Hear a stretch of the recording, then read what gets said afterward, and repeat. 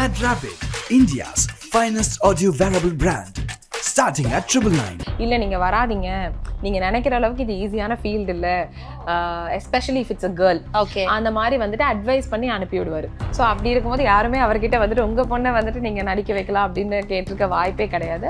நான் வந்துட்டு ரொம்ப எதுக்கு எடுத்தாலும் கோவப்பட்டுட்டு அழுதுட்டு இந்த மாதிரியே நான் இருந்தேன்.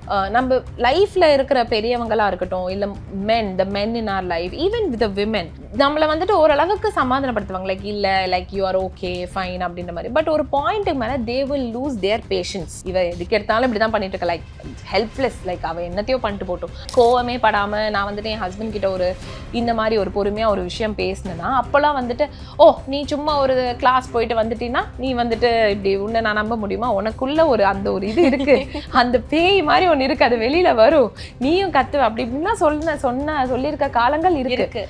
See, நீங்கள் எந்த டெசிஷன் எடுத்தாலும், whether you are going to go ahead with the relationship or whether you are going to get a divorce, get separated, go separately. இதில் ரெண்டு டெசிஷனுமே is a hard decision. See, எப்போவுமே ஒரு ரிலேஷன்ஷிப்பில் ரெண்டு பேர், ஒருத்தங்க மெச்சோராக இருப்பாங்க, இன்னொருத்தங்க இம்மெச்சோராக இருப்பாங்க. அந்த மெச்சோராக இருக்கிறவங்க எவ்வளோ தூரம் அந்த மெச்சூரிட்டியில் எடுத்துகிட்டு போகிறீங்களோ அது வரைக்கும் தான் அந்த ரிலேஷன்ஷிப் நல்லாயிருக்கும். நீயும் அவங்களுக்கு ஏற்ற மாதிரி இம்மெச்சோராக ஆக்ட் பண்ண ஆரம்பிச்சுன்னா ரிலேஷன்ஷிப் ஒர்க் அவுட் ஆகாது. Cheating the partner post marriage, like that is not okay. நீங்கள் அதுக்கு முன்னாடி when you are not married, see மேரேஜ்ன்றதே நம்ம ஒரு கமிட்மெண்ட்டாக நம்ம கொடுக்குறோம்.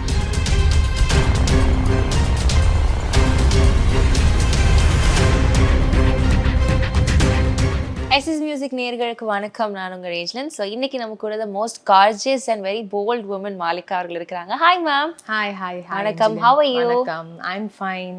Have are you? Thank you, I am fine too. ரொம்ப அழகா இருக்கீங்க. ஓ தேங்க் யூ. எஸ், நீங்க பண்ற வேலைகள்லாம் நாங்க பாக்குறப்போ it was very inspiring. In fact thank you so much. Because uplifting another women அப்படின்றது ஒரு பெரிய விஷயம். Not everybody are ready to do it in the society. அதை ரொம்ப அழகா மைண்ட்ஃபுல்லா பண்றீங்க அப்படின்றப்போ ரொம்ப சந்தோஷமா இருக்கு. Thank you so much. Yes. So Ravikumar சாரோட டாட்டர் அப்படின்ற அடையாளம் தாண்டி நீங்கள் உங்களுக்கான ஒரு அடையாளத்தை உருவாக்கி இருக்கீங்க. ஸோ ரவிக்குமார் சாரோடைய டாட்டர் அப்படின்றப்போவே அந்த சினிமாக்குள்ள அந்த பாதை வந்துடுது. பிறக்கிறப்போவே யூஆர் அ ஸ்டார் ஒன்லி. அந்த டைம்ல இருந்தே உங்களுக்கு ஒரு நிறைய சினிமா கால் இருந்திருக்கும், பொண்ணு நடிக்க விட்டுருங்க, பொண்ணு நடிக்க கூட்டுவாங்க அப்படின்ற மாதிரி எல்லாம். ஸோ எப்படி நடிப்புக்குள்ள ட்ராக் போகாம மாறிச்சு? I want to know that only first. So actually பொண்ணு அப்படி கூட்டிட்டு வாங்கன்னு எங்கள் அப்பா கிட்டே யாருமே சொல்லியிருக்க மாட்டாங்க. Because everybody knows my dad is a very he's a very strict person, he's a very strict father. And இன்னொன்று என்னன்னா, அவர் வந்துட்டு லைக் ஃபேமிலின்னு வரும்போது he's overly protective of his family. We are 3 girls. Okay. So அந்த மூணு பேருமே பொண்ணுங்க வேற. So he has no son. So daughtersக்கு வந்துட்டு he is overly protective.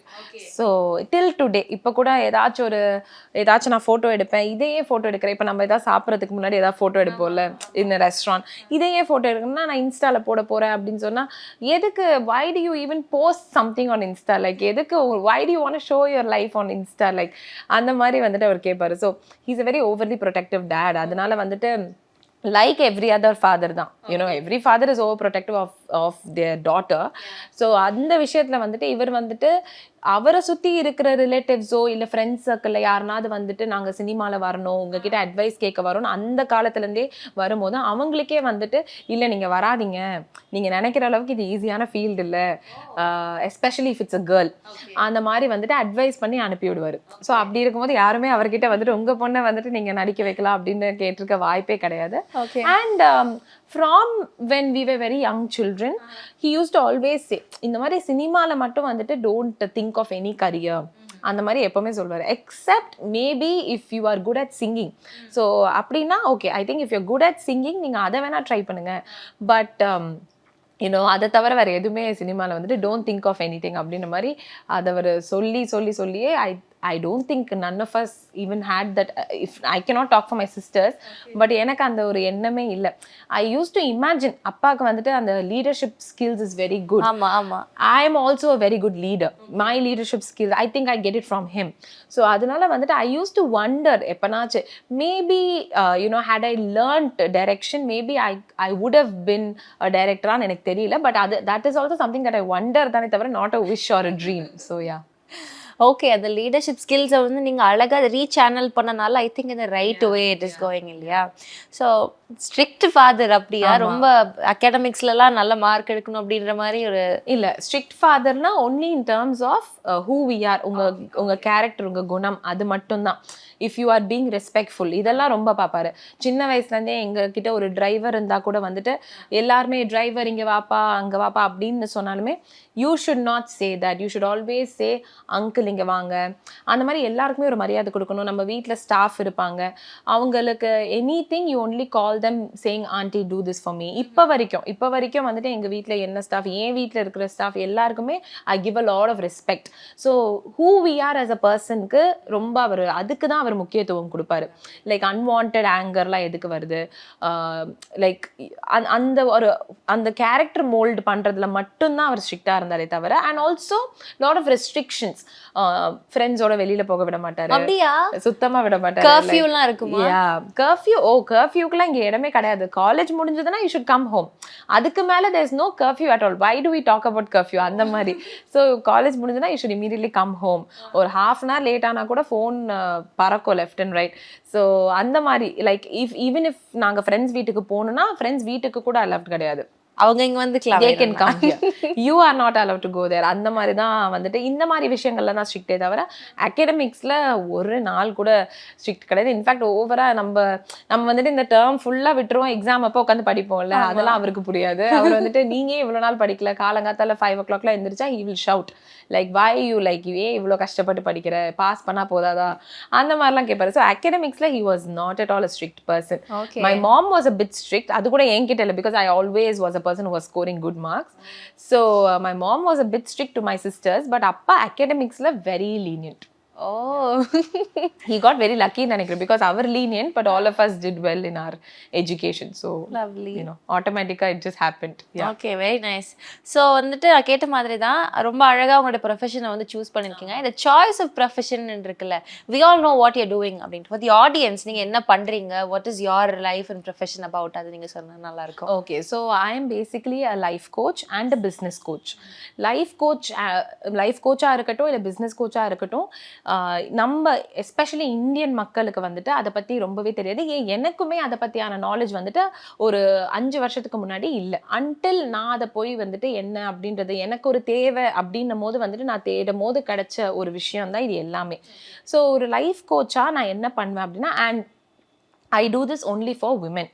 ஓகேங்களா? நான் விமெனுக்கு மட்டும்தான் பண்ணுவேன். I don't coach for men. ஒரு லைஃப் கோச்சாக நான் என்ன பண்ணுவேன்னா, விமென் ஜெண்டரை நம்ம எடுத்துகிட்டே வர வேணாம். மக்கள் எல்லாருமே, all of us at some point or the other we do go through something, and அதனால நம்ம ஹர்ட் ஆயிருப்போம். அதுலேருந்து மூவ் பாஸ்ட் பண்ணணும். அண்ட் அந்த மாதிரியான ஒரு விஷயமும் இருக்குது. நம்ம வந்துட்டு எதெல்லாம் நம்மளை ஹர்ட் பண்ணியிருக்கோம் அதுலேருந்து மூவ் பாஸ்ட் பண்ணி அதை விட்டு நம்ம வெளியில் வரணுன்றது ஒன்று இருக்குது. இன்னொன்று என்னென்னா வந்துட்டு, most of us get stuck in one life, and நம்மளே கன்வின்ஸ் பண்ணிட்டே இருப்போம் தெரியுமா. ஓகே, நல்லா தானே லைஃப் போயிட்டு இருக்கு, நல்லா தான் போயிட்டு இருக்கோம், I'm not saying no. But ஒரு ஹியூமன் மைண்டுக்கு ஒரு பொட்டென்ஷியல் இருக்கு. அது என்னன்னா, நீங்க வந்துட்டு எவ்வளோ தூரம் உங்களுடைய விஷனை வந்துட்டு நீங்க எக்ஸ்பேண்ட் பண்றீங்களோ அவ்வளோ தூரம் உங்களால அதை வந்துட்டு சாதிக்க முடியும். ஓகே, we think இப்போ ஒரு நார்மலாக வந்துட்டு ஓகே, இப்போ நம்ம அப்பா அம்மா என்ன மாதிரியான ஒரு வாழ்க்கை வாழ்ந்தாங்க, அவங்க என்ன மாதிரியான ஒரு காரில் போனாங்க, இல்லை என்ன மாதிரியான ஒரு சாப்பாடு சாப்பிட்டாங்க, என்ன மாதிரியான வெக்கேஷன்ஸ் போனாங்கன்றதை பார்த்துட்டு அதை விட ஒரு 10-20% நம்ம அதிகமாக நம்ம அதை பண்ணும் போதே we are thinking we achieved something big, which is good. நம்ம எப்பவுமே அதுக்கு நன்றியோடு இருக்கணும். But the truth is there is so much more to it, which only அந்த இருக்கிறதுலே பயங்கரமா இந்த உலகத்துல சாதிச்சவங்களுக்கு மட்டும்தான் அந்த ரகசியம் தெரியும்னு சொல்லுவாங்க. அது என்னன்னா, நீங்க எவ்வளவு தூரம் வந்துட்டு உங்களுடைய விஷனை நீங்க எக்ஸ்பேண்ட் பண்றீங்களோ அவ்வளவு தூரம் உங்களால அதை அட்டைன் பண்ண முடியும். நீங்க வந்துட்டு என்னால இந்த மாதிரியான ஒரு கார் தான் அஃபோர்ட் பண்ண முடியும், மேபி 10 years from today கூட இந்த மாதிரியான கார் மேபி, ஆனா அதை விட ஒரு பெரிய அளவு காரை நம்ம யோசிக்க கூட முடியாதுன்ற மாதிரி நம்மளை சுத்தி இருக்கிற சூழ்நிலைகள், நம்ம எதை பார்த்து வளர்ந்தோம் அப்படின்றதெல்லாம் வந்துட்டு பார்த்து நம்ம ஒரு மைண்ட் செட்ல இருந்துடும். ஒரு சில பேர் வந்துட்டு இதை லா ஆஃப் அட்ராக்ஷன் சொல்லுவாங்க. Okay, And I feel, as you know, not just I, in fact all of us as a life coach, what we feel is, வெறும் law of attraction நம்பியும் நீ ஒரு விஷயத்தை வந்துட்டு அட்டெயின் பண்ண முடியாது, நீயும் அதுக்கு ஸ்டெப்ஸ் எடுக்கணும். So how can you do that? So என்கிட்ட யாராவது வந்தாங்கன்னா, என்கிட்ட வர எல்லா விமெனுக்குமே அவங்களுடைய லைஃப் கோலே அதை விட இன்னும் கொஞ்சம் பெருசாக்கி அதை நோக்கி நீங்க எப்படி உங்களுடைய பயணத்தை நீங்க வந்துட்டு ஸ்டார்ட் பண்ணலாம், எப்படி நீங்க கன்சிஸ்டண்டா இருக்கலாம், எப்படி டிசிப்ளினோட இருக்கலாம். நிறைய பேர் வந்துட்டு சோம்பேறித்தனம் நிறைய வந்துருச்சு, இன்க்ளூடிங் நானுமே ஒரு 5 years முன்னாடி வரைக்கும் I was a very lazy person. So அந்த சோம்பேறித்தனத்தினால நமக்கு எந்த நல்லதுமே லைஃப்ல நடக்க போறது கிடையாது. ஸோ இது எல்லாத்தையும் விட்டுட்டு ஒரு கன்சிஸ்டண்டா எப்படி வந்துட்டு உங்க கோல்ஸை நோக்கி நீங்க ஓடலாம், எப்படி சக்சஸை வந்துட்டு உங்களுடைய ஒரு நார்மல் ஆக்கலாம். நிறைய பேர் வந்துட்டு ஃபெயிலியரை நார்மல் ஆக்கிடுவாங்க. ஓ நான் எது தொட்டாலும் நடக்காது அந்த மாதிரி. But instead of that, can you make success your normal? நான் எது தொட்டாலும் நடக்கும் அந்த மாதிரி எப்படி உங்க தாட்ஸை நீங்க எடுத்துட்டு போய் you can actually lead a bigger life அப்படின்றத வந்துட்டு காமிக்கிறது தான் I am doing it for women as a life coach. As a business coach, I help them set up their business, you know, whatever அவங்களுக்கு என்ன இன்ட்ரெஸ்ட்டோ அதை எப்படி streamline பண்ணி automate பண்ணி ஒரு பிஸ்னஸாக செட் பண்ணி you can start earning அப்படின்றத வந்துட்டு நான் சொல்லி கொடுக்குறேன். And I'm very happy to say so many women today, they are earning, you know, ஒரு மாதத்துக்கு நான் 90,000 சம்பாரிச்சேன், இவ்வளோ லேக்ஸ் சம்பாரிச்சேன், அந்த மாதிரி, you know, thousandsலேயும் சரி லேக்ஸ்லேயும் சரி, there are women who text me saying நான் இது இவ்வளோ earn பண்ணியிருக்கேன் இந்த உங்ககிட்ட வந்தது பிறகு அப்படின்ற மாதிரிலாம் சொல்லுவாங்க. So I think what I'm doing is I'm helping women grow emotionally and financially. Okay, lovely. இப்போ நீங்களே சொல்லிட்டீங்க your husband, your child. So when did you get married? அந்த journey வந்து was it a love marriage? Yes, it was a love marriage. இப்போ எனக்கு doubt வந்து, எவ்வளோ ஸ்ட்ரிக்டான அப்பா அம்மா இருக்கிறப்போ எப்படி இந்த லவ் வந்துச்சு? நான் சொன்ன மாதிரி நாங்க who I am as a person வந்துட்டு அது மோல்ட் பண்ணது definitely my dad. அதை சொல்லி மோல்ட் பண்ணாரா அது எனக்கு தெரியல. But I think I saw who he was and I copied it நான் நினைக்கிறேன். அவ்வளவுதான். Like I'm just a replica of him, his character, who he is as a person. So adula one very very, even this morning I was telling my husband this one thing that you know, it's just that ஒரு பொண்ணு இருக்கும்போது அந்த பொண்ணு வந்து நிறைய emotions go through பண்ணுவாங்க. And as a dad, it's very important to address those emotions. Very true. And not get angry. Yeah. And my dad was like that. Like evlo strict இருந்தாலும் when it came to all our emotions, he was a very patient person and he valued it. Yes. என்ன போய் சொன்னாலும் அது ஒரு வேல்யூவே இல்லாத ஒரு விஷயமா இருந்தாலும் anything, like அது அவரே கோவப்படுத்துற ஒரு விஷயமாக இருந்தால் கூட, பிகாஸ் இப்போ ஒரு பையன் எனக்கு பிடிச்சிருக்குன்னு சொல்லும் போது அந்த காலத்துல ஒரு பேரண்டா நான் யோசிக்கும் போது கண்டிப்பா வந்துட்டு ஏன் இப்படி சொல்றா வாட் அப்படிதான் இருக்கும். பட் ஸ்டில் அது ரொம்ப ஒரு பேஷண்டா தான் அவர் அப்ரோச் பண்ணாரு. நீங்க சொன்ன மாதிரி பிரெக்னன்சி டைம்ல ஒரு சின்ன பிரேக் எடுத்தீங்க அப்படின்னு சொன்னீங்க. ஆஃப்டர் விச் நீங்க ரெஸ்யூம் பண்ணது is a very big thing. அது அழகா நீங்க manage பண்ணிருக்கீங்கல, that is also very nice. நீங்க அந்த ஸ்டோரி சொன்னீங்கன்னா it will be a motivation for a lot of women. First of all, like every mother வந்துட்டு they will definitely agree, நான் ரொம்ப ஒரு இதுவா பெத்த I sacrifice so much, but truly I feel I will call her my magic baby மாதிரி. ஏன்னா அவ்வளோ சாமி கும்பிட்டு திடீர்னு when I became pregnant, it was very beautiful. I'm so grateful to God. And then pregnancy போச்சு. pregnancy கரெக்டாக நான் deliver பண்ணி ஒரு 12 நாள்ல வந்துட்டு இந்தியாவில் வந்துட்டு நம்ம கோவிட் லாக்டவுன் ஸ்டார்ட் பண்ணுறோம். அந்த ஒரு 24 hours மட்டும் அப்படின்னு ஸ்டார்ட் பண்ணாங்க இல்லையா, அதுலேருந்து தான் கொஞ்சம் கொஞ்சமா 2 நாள் 3 நாள் அப்படியே 2 வருஷம் நம்ம அப்படியே ஓடிடுச்சு.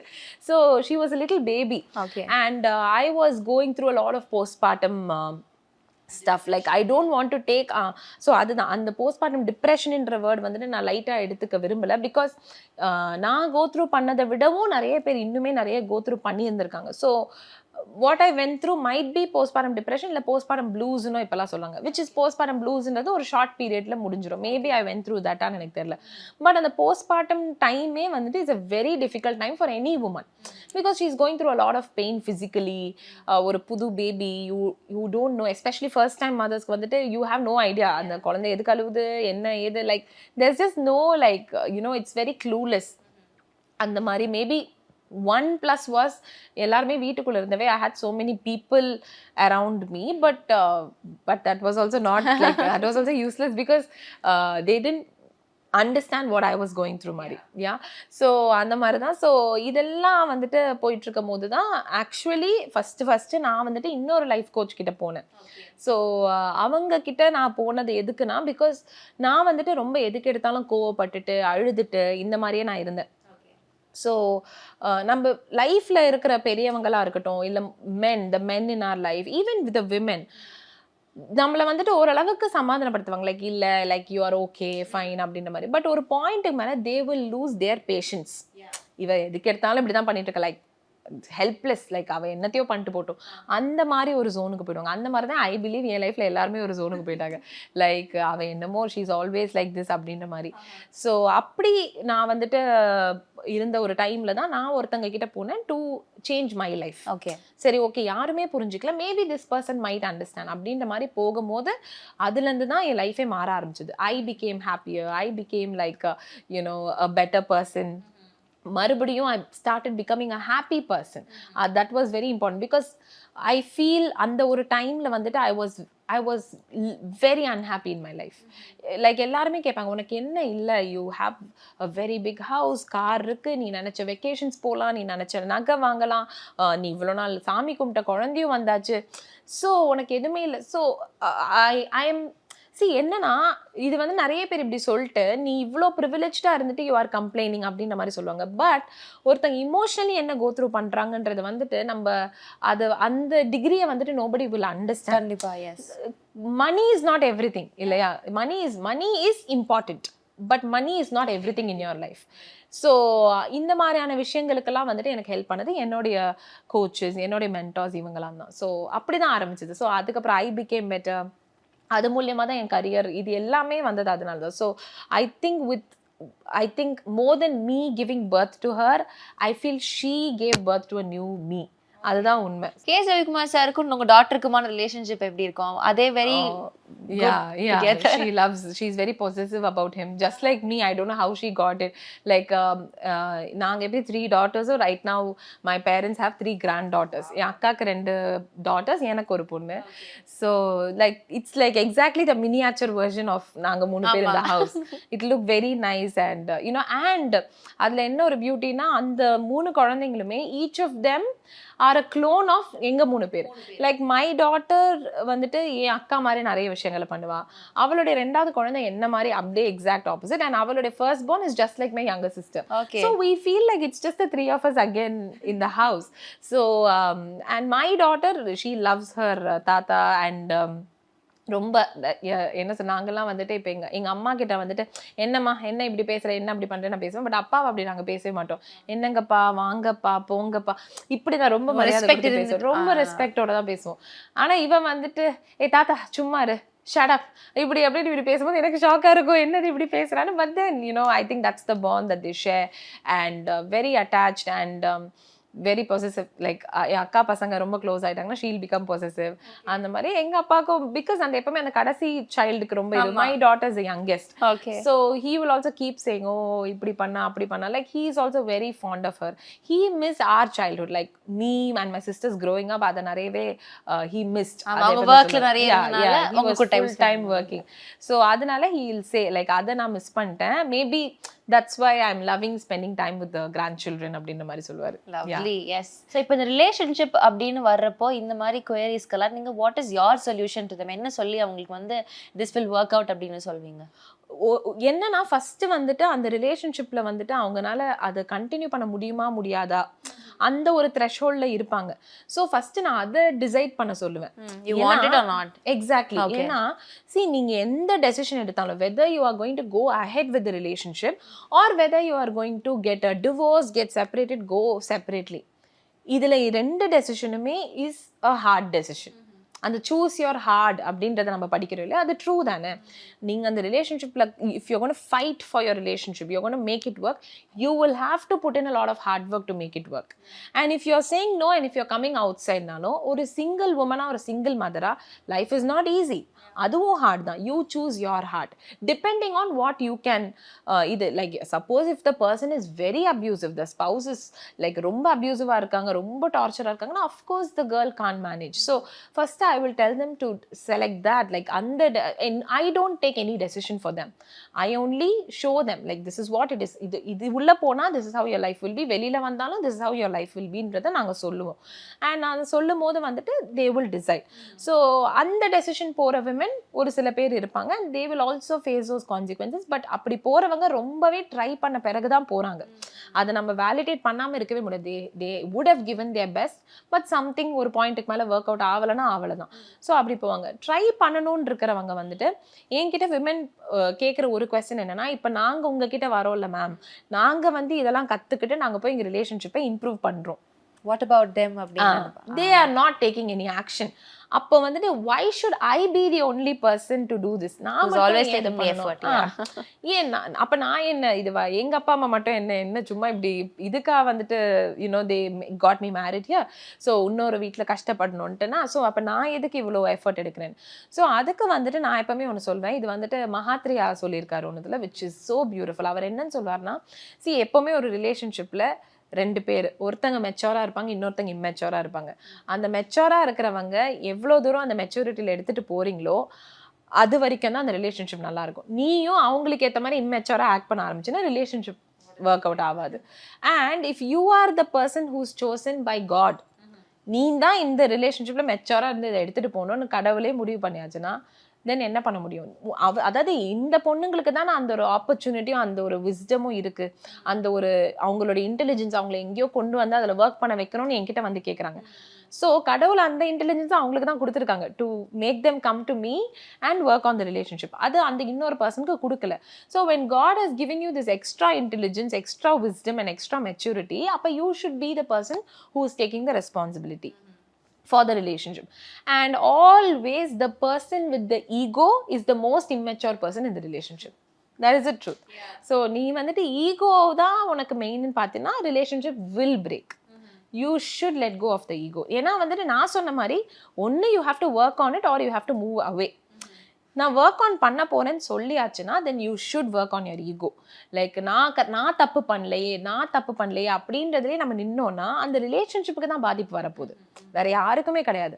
அதுக்கு பதிலாக ஒரு பாயிண்ட்ல வந்துட்டு சரி ஓகே, இப்போ நான் தப்பு பண்ணல, அவங்க தான் பண்ணாங்க, பட் பண்ணாலும் என்ன, அது நீ தானே, ஸோ உனக்காக நான் அதை விட்டு கொடுத்துட்டு போறேன்னு நம்ம விட்டு கொடுத்துட்டு போகும்போது பல நல்ல விஷயங்கள் நடக்கும். நீ வந்துட்டு இன்னொருத்தங்களை சொல்லாத, உன்னை ஃபர்ஸ்ட் நீ பாரு.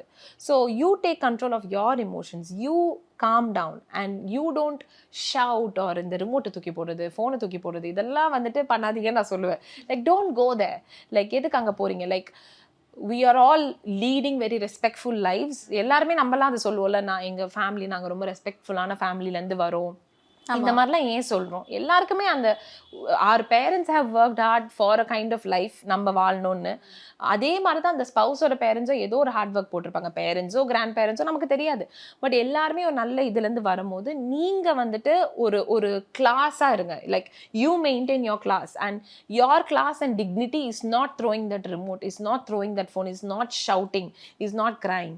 You try to take control of your emotions. And அதுதான் I help women with doing that. அது சும்மா இந்த இப்போ இந்த ஒரு இன்டர்வியூவில் ஒரு பொண்ணு பார்க்குறாங்கன்னா உடனே அவங்க போய் கண்ட்ரோல் பண்ணிடுவாங்களா? நான் கிடையாது.